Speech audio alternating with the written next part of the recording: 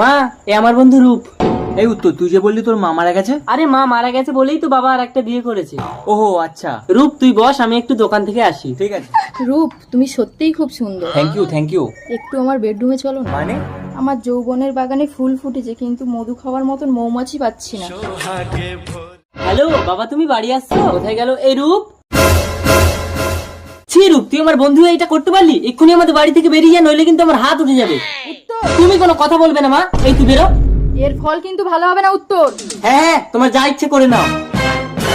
বেরো আমাদের বাড়ি আরে থেকে। কি হয়েছে উত্তর? এই চুমকি, কি হয়েছে চুমকি? যাও তো। তোমার ওই আগের পক্ষের ছেলে উত্তর কুমতলব নিয়ে আমার হাত ধরে টানছিল। ওই ছেলেটা বাধা দিতে এসেছিল বলে ধাক্কা মেরে মেরে নিয়ে যাচ্ছে। দুষ্ট গরুর থেকে শূন্য গোয়াল অনেক ভালো, ওকে আজ আমি মেরেই ফেলবো। বেরো, উত্তর! বাবা, আমার কথাটা শোনো। চুমকি, তোমার জন্য আমি আমার মা মরা ছেলেটাকে আদমারা করে মেরেছি। ছি! উত্তর! তুমি তোমার স্বামীকে মেরে দিলে? শুধু তোমার জন্য। স্যার দেখুন, আমি জানতাম এরা আমার বাবাকে মেরে ফেলবে। এই, এ কাজ কে করেছে? স্যার আমি না, এই, ইউ আর আন্ডার অ্যারেস্ট। জেলে যখন যেতে হবে দোষ করেই যাই। চল।